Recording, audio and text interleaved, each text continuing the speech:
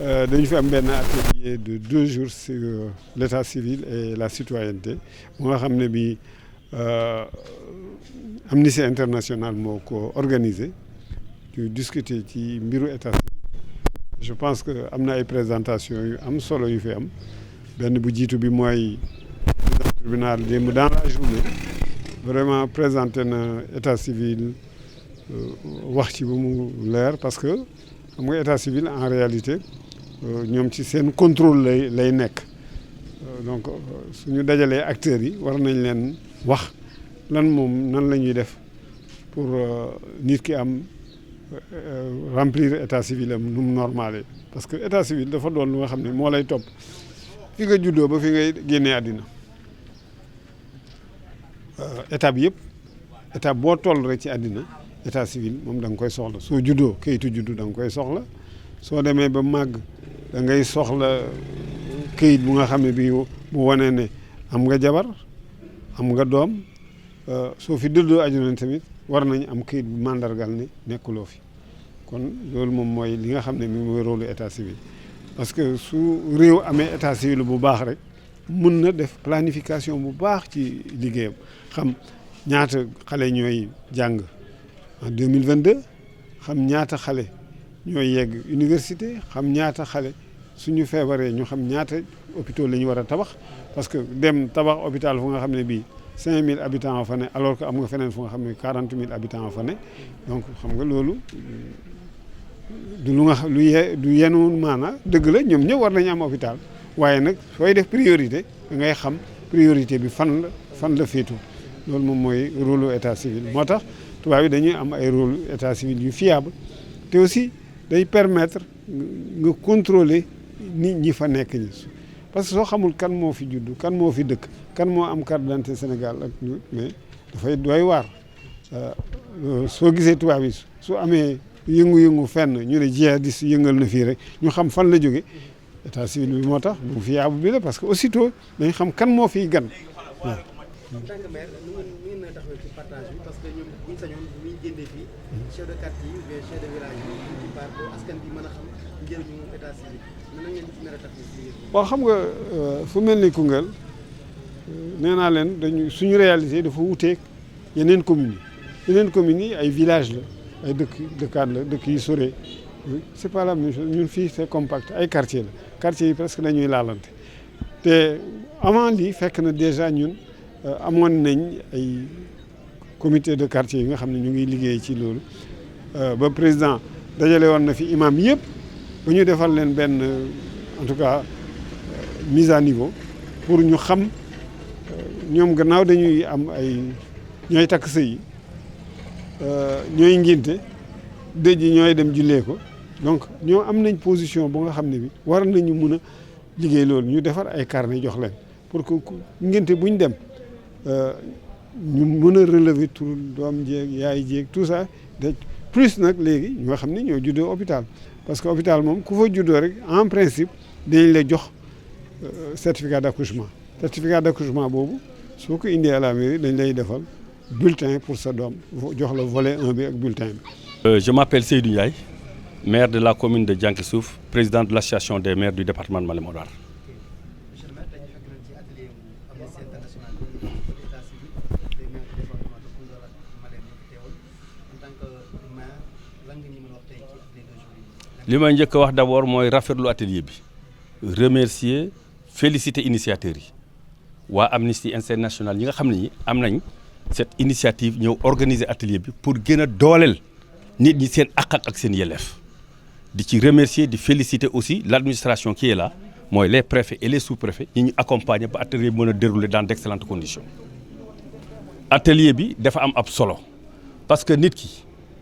dafa am loo xam ne lii dafa am solo ci doomu aadama ci dundin doomu aadama nit ki bu amul état civil daanaka dañuy wax ne nit la rek waaye nitam day dal di des parce que boo amul état civil mandat sax bu ñu la ko defee mën na koo retirer amul fenn foo xam même boo bëggee doon ouvrier sax amul fenn fu ñu la mën a recruter parce que duñu la mën a fay duñu la mën a defar bulletin de salaire te dafa am solo même sa nationalité sénégalaise bi nga war a am boo amul extrait nooy mën a def ba am certificat de nationalité dafay am loo xam ne li lay boole cim réew la lay boole cim réew sa waajur yi dañ cee war a taxaw def ci seen kentalaay kattan ak autorités locales yi ba fexe ba xale yi di am seen i këyit parce que xale yi waxuñu ñoom indiwuñ ci seen bopp comme indiwuñ ci seen bopp ñun ñi nga xam ne ñi yàlla moo ko jaarale ci ñun ñoo leen war a jàppale teete leen accompagner leen ba nga xam ne dossier bi ñu war a am yëpp ñu am ko la ci des nag bu ñu demee ba màgg ba doon ay adulte ñu mottalil ko seen bopp. léegi da nga yor ñaari responsable mën nañ ko parce que tey maire département Malem yëpp si solo bu ñu nekk mais lépp ci gën a am solo bu ñu déggee ci biir salle bi ci conclusion yi nee na dañu bëgg partage bi te àgg ba ci chef de village yi àgg ba ci ñëpp parce que mbir mi ci yéen la commencé mais war na mën àgg ba ci base bi loolu yéen tànk ngeen ci mën a taxawee. loolu lu am solo parce que loolu bu ñu ko deful séminaire bi daanaka dootul amati njëriñam parce que ñi ko organiser li ñu ci visé mooy jot seen cible ñan la véritablement mooy chef de village yi mooy population bi moo tax ñun bu ñu bisee dañ démultiplier dinañ rendre compte suñu collègues maires yi ñoom aussi à leur tour dañ def ay rencontre woo chef de village yi woo bépp nit koo xam ne leader d'opinion bu ne ca gox ya pour ñu waxtaan ak ñoom sensibiliser leen ba nit ñi def ab priorité affaire extrait de naissance doon priorité ci suñu collectivité territoriale de manière que dañ avancer ba nga xam ne bi loolu dañ koy won gannaaw parce que lu war a mën a nekk la te lu yomb la même am na ñoo xam ne ñi am nay programme yoo xam ne daanañ jàppale collectivité territoriale yi di leen indil ay livrets yoo xam ne yi dañ koy jox chef de village yi de manière que livrets yooyu bu ñu ko joxee chef de village am yeneen document aussi yoo xam ne dañ koy yóbbu ci jàkka yi de manière que xale bu juddu chef de village bi woo kenn mu enregistré ko carnet boobu la ñuy yóbbu rek directement ci état civil ba établir ko këyit même idem pour les mariages parce que même les documents bu ñu ko yóbbee aussi ci jàkka yi informer les imams expliquer leen affaire yi ni muy demee su ko defee imam yi bu ñuy takk sëy rek suñu paree dañ jëlaale les pièces qu'il faut carte d'identité yi remplir li ñu ci war a remplir jox ko état civil bi rapidement kooku am certificat de mariage du jar muy dem tribunal wala leneen parce que gis nañ ci ay problèmes yu bëree bëri ci wàllu héritage et tout ça là da nga gis fonctionnaire bu dem ba décédé ñu ne pour ñu fay jabaram fekk amuñu ay certificat de mariage di nga gis kenn koo xam ne kii day fay décédé coow am ñu dem tribunal mu war a atte def héritage bi problème pièce posé wu loolu traîne na ay 4 ans 5 ans ba nga xam ne les ayants droit dañuy ñëw di croupir dans la misère bien bii doon seen bien mais faute de pièce ba tax duñ ci mën a jot waxtu ñu ko war a jotee. Mouhamadou Moustapha Diagne nekk ci kuréel gi ñu tuddee Amnesty International donc ma yor fa lépp lu jëm ci formation jëm ci croissance maanaam luy développer kuréel gi ak li nga xam ne moo jëm ci militantisme ñi nga xam ne ñoo nekk ci biir kuréel gi.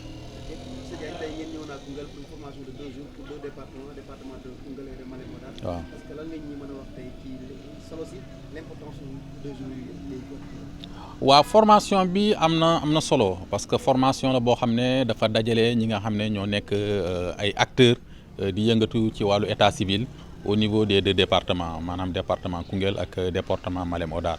alors ñu invité ki nga xam ne mooy président du tribunal nga xam ne bu ñu wax mbirum état civil moo nekk ci njëlbeen bi moo nekk ci njeexital bi. mu ñëwoon premier jour bi waxtaan ak ñoom xamal leen lan mooy état civil lan la yoon wax ci wàllu état civil procédure bi naka lañ ko war a doxalee xamal leen aussi enjeux yi si nekk pour que askan wi mën a dund seen citoyenneté mais yemuñ ci loolu dañoo invité ki nga xam ne aussi mooy chef de service monsieur Mboup moom aussi mu ñëw wax leen enjeux yi am ci état civil ci wàllu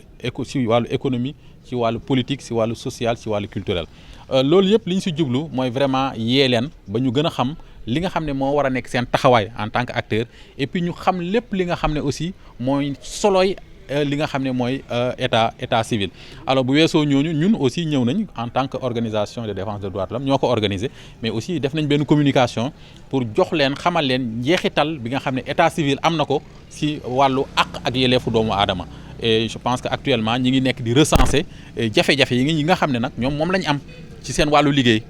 jafe-jafe yi ñu am contraintes yi ñuy jànkoonteel ak li nga xam ne des fois moom la ñuy utiliser comme ay solutions comme bonne pratique bu ko defee ñoom ñëpp ñu bokk ko partager et que incha allah ñu mën a aussi à partir de là dégager ay perspectives pour xool yan étapes la ñuy war a franchir ensemble pour tout simplement fexe ba nga xam ne fii si département de Koungheul ak département de Malem Hodar jafe-jafe yi nga xam ne moo fi am ci wàllu état civil bu saafarawul ba jeex tamit incha allah mu wàññeeku.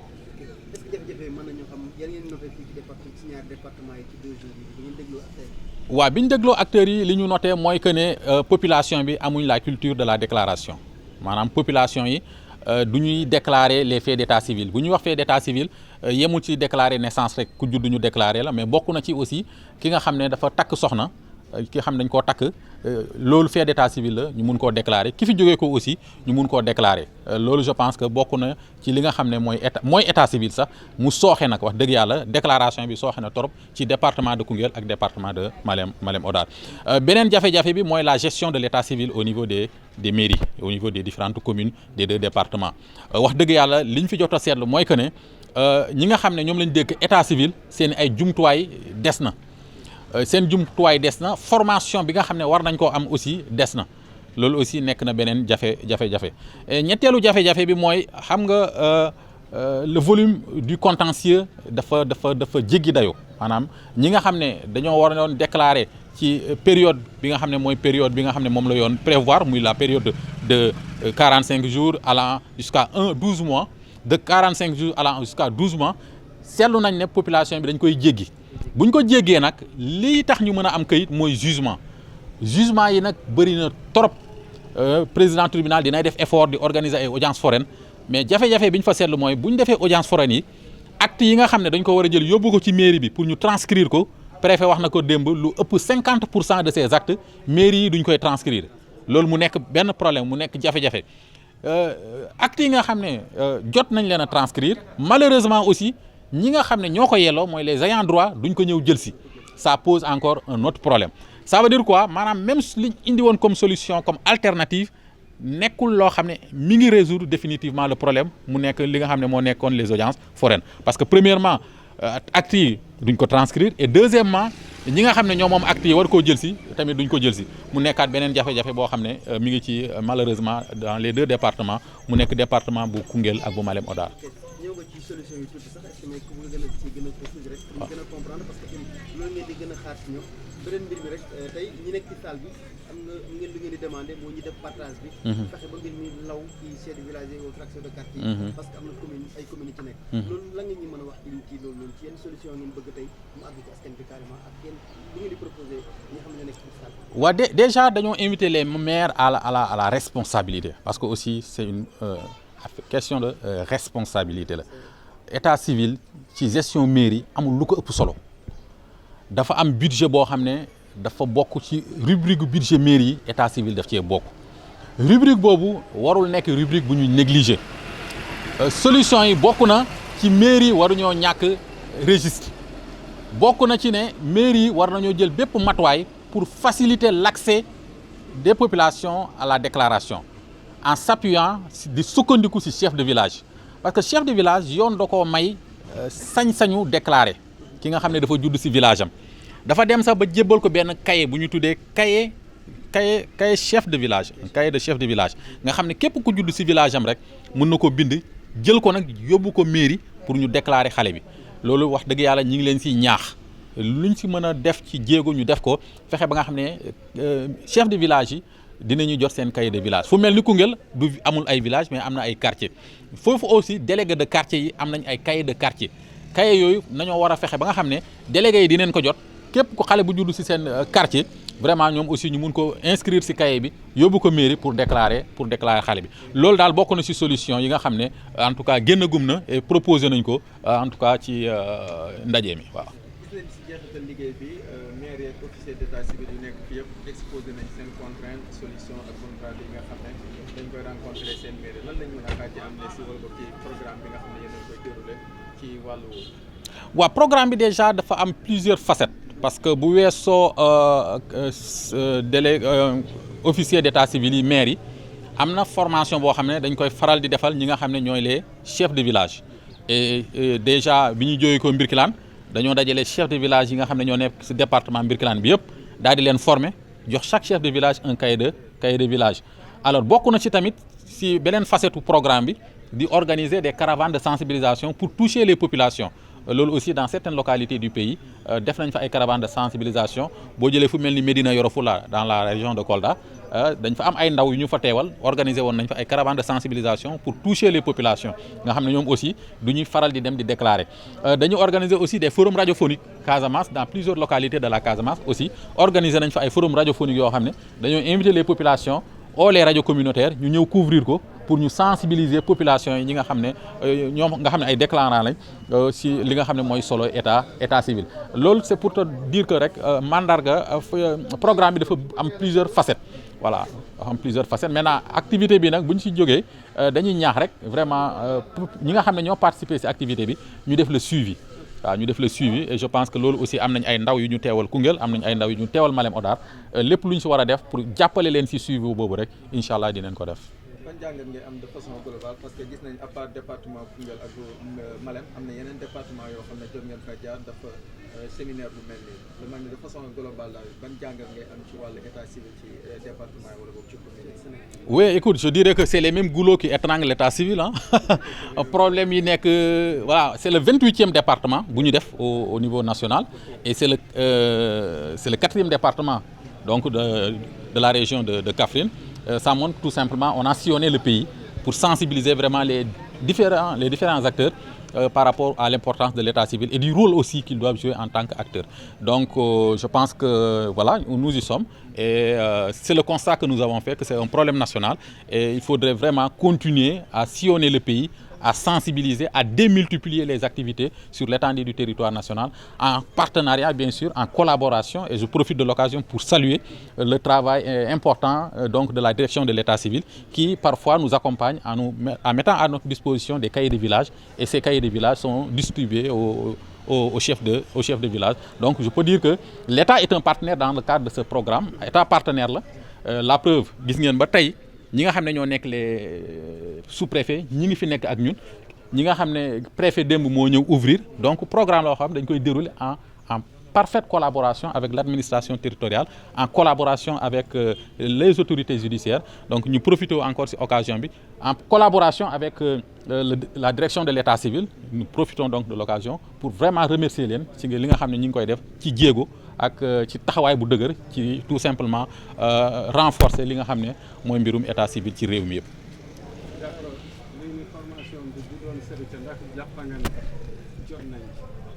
waaw jàpp nañ ne jot nañ si parce que tey bi ñu xëyee li ñu njëkk a def mooy jox leen kàddu pour ñu tënk li nga xam ne moom lañ def démb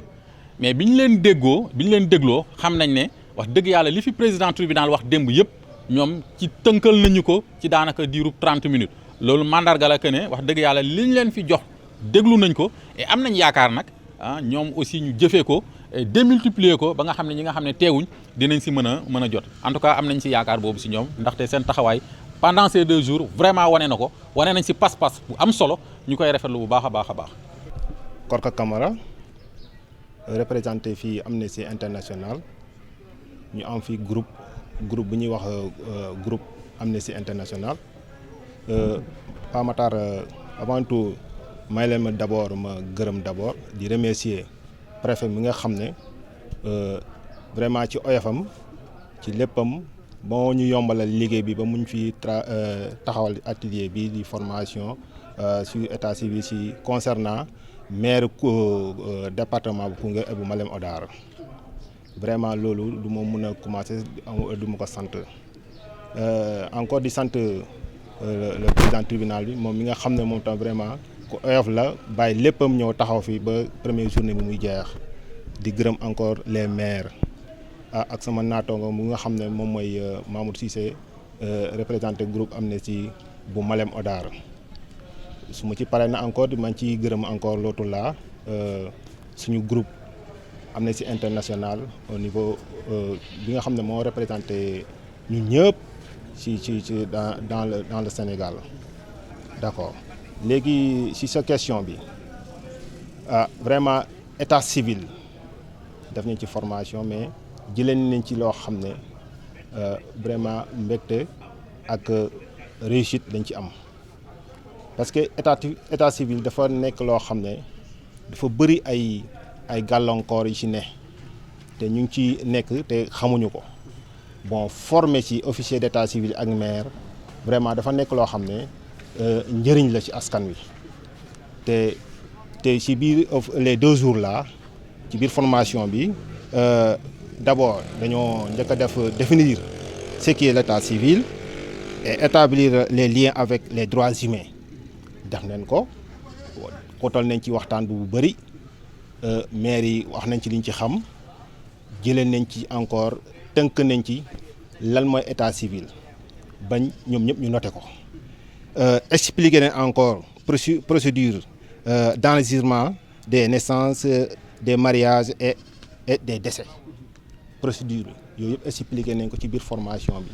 maire yi ak état civil yi xam nañ bu baax est-ce que ñu ngi doon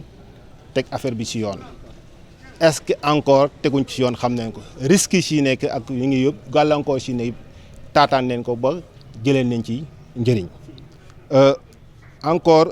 reconnaître les conséquences voilà moom laa doon la les non-inscriptions de l'état civil sur le plan individuel et exécutif yooyu tamit waxtaan nañ ko ci foofu noonu le maire yi ak les officiers civils xam nañ fu ñuy teg seen tànk actuellement buñ paree loolu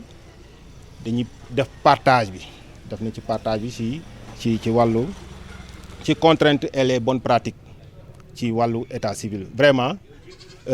gis nañ ci mbégte gis nañ ci vraiment avancement parce que état civil dafa bëri ay affaires comme ni ko président tribunal waxoon rek mun nga nekk ci état civil dem ba retraité benn affaire bu ndaw topp la mun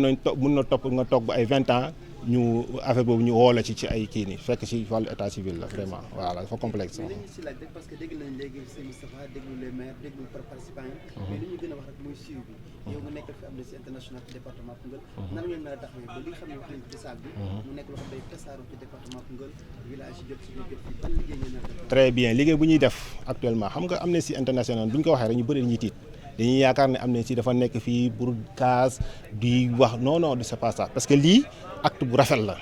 léegi ñun décision bu ñu jël mooy ci commune bu ne maire bu ne danañ fexe am suñu benn naataango boo xam ne moo fay taxawal Amnesty International ñu liggéey moom yenn jafe-jafe yi nga xam ne maire yi moom lañ am ñu mun ko am Amnesty lim ci mën a apporter comme lii tey ñu jëm ci taxaw vraiment loolu danañ ko def en plus Amnesty groupe Amnesty parce que groupe bi dafa nekk groupe département bi yëpp dañoo bëgg a yaatal. ñëpp bokk ci ñu xam et puis daneen def ay ateliers yoo xam ne ateliers de formation pour xamal nit ñi rôle groupe Amnesty au niveau du département de Koungheul loolu dañu bëgg nañ ko def vraiment. Chers maires, chers officiers d'état civil, chers chefs de village et surtout chers membres du groupe Amnesty International. Je voudrais, au nom de Monsieur le Préfet de Koungheul, exprimer à toutes et à tous notre profonde gratitude pour la mobilisation exceptionnelle qui a été notée tout au long de ces 2 jours d'atelier portant sur la gestion de l'état civil en tant que facteur d'épanouissement de la citoyenneté. Monsieur le directeur exécutif, au nom de toutes les autorités administratives et territoriales des départements de Koungheul et de Malem Hodar, nous nous honorons de vous exprimer notre profonde gratitude et notre reconnaissance infinie pour avoir pris l'initiative de choisir nos 2 départements et les différentes personnalités impliquées dans le secteur de la gestion de l'état civil pour nous tenir un atelier de 2 jours de renforcement de capacité. Soyez-en remerciés, non seulement pour le choix, mais aussi pour la pertinence et l'opportunité de l'acte. Car il faut le dire, le développement économique et social, l'épanouissement individuel, la place du Sénégal dans le concert des nations dépendent en grande partie de la maîtrise de notre état civil. Et nous savons votre engagement et votre abnégation sur tout ce qui peut contribuer à l'épanouissement et au respect des droits humains. Nous voudrions donc, chers partenaires, vous exprimer nos chaleureuses félicitations et vous témoigner de notre profonde gratitude. Nous associons à ces remerciements et à cette reconnaissance tous les membres de votre staff très charmant et tous les membres du groupe Amnesty International du département de Koungheul qui, avec une abnégation, une organisation, une méthodologie et un savoir-faire exceptionnel et admirable, ont forcé le respect et la considération de tous les acteurs ici présents. Enfin, Monsieur le Directeur exécutif, nous continuons à vous tendre la main, car le fait d'état civil est un fait dynamique qui appelle à chaque fois des rappels et des renforcements de capacités pour raffermir davantage notre action au sein de l'état civil sénégalais, pour que nous soyons davantage toujours plus efficaces et plus efficients au bien, au grand bénéfice et au bonheur des populations pour et par lesquelles nous sommes tous là. Chers maires, chers citoyens, chers participants, l'acte d'aujourd'hui que nous clôturons est salutaire à plus d'un titre, mais ne saurait être efficace et efficient qu'avec l'engagement de toutes les franges de la communauté. Je veux dire des maires qui sont les responsables territoriaux, qui tiennent les services d'état civil. Je veux dire les services de santé. Je veux dire les imams, les personnels de santé. Je veux dire également les officiers d'état civil qui doivent être au cœur de la gestion et des enjeux de l'état civil. Mais je veux dire également toutes les personnes ressources qui, d'une manière ou d'une autre, contribuent grandement à la marche de la communauté et au bonheur et au soulagement des citoyens que nous sommes tous. Mesdames et messieurs, je déclare donc clos le présent séminaire tout en vous souhaitant un bon retour parmi vous. La séance est fermée.